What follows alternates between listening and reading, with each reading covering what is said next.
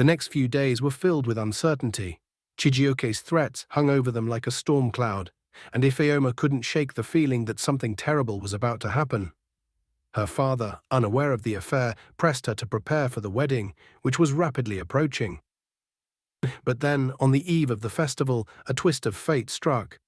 Ifeoma received a message from her mother, who had gone to the city for business. It was an urgent letter, one that shattered everything she had known. Her mother confessed to an affair she had had many years ago, an affair with a man of lower status, just like Emeka. This secret, buried for years, was a dangerous one. It revealed that Ifeoma's true father was not the wealthy merchant Uche, but a poor, unknown craftsman from a neighboring village.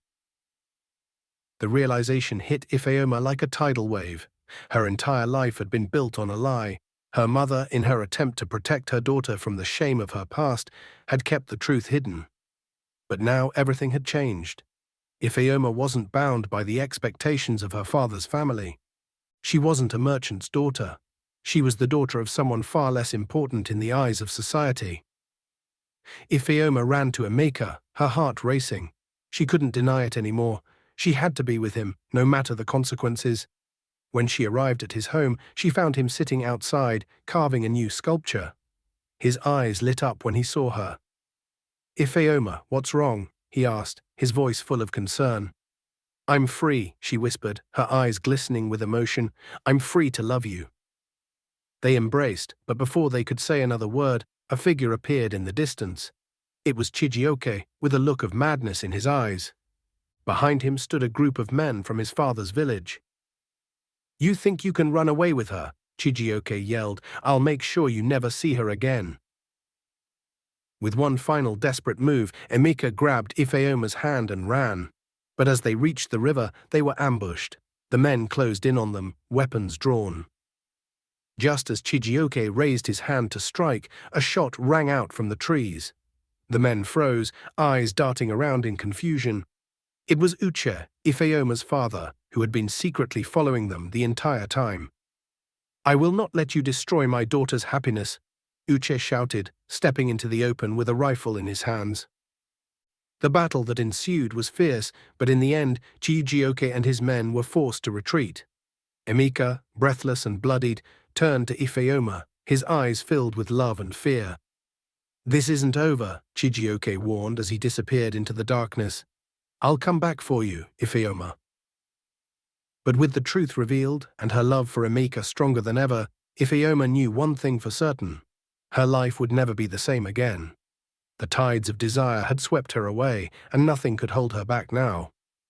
The aftermath of the ambush left Ifeoma shaken but resolute. The moon hung high, casting its light on the riverbank where they stood, bruised, breathless, but alive. Emeka held her close, his arms a protective cocoon around her trembling body. "Let's go," Uche said, his voice steady despite the chaos they had just endured. He led them deeper into the forest, away from prying eyes, towards a hidden path only a few villagers knew about. As they moved through the dense undergrowth, Ifeoma couldn't help but glance back, her heart still pounding with the fear of Chijioke's threat. But Emeka squeezed her hand reassuringly. They had faced worse tonight and survived. Finally, they reached a small hut, nestled deep in the forest, an old hideaway Uche used during his trading expeditions. It was simple, with just enough space for them to rest. "You'll be safe here for now," Uche said, setting the rifle down. Ifeoma's voice cracked as she spoke. "Why did you save us, father? After everything—" Uche sighed, his expression a mix of regret and determination. "Because I've lived a life of lies for too long.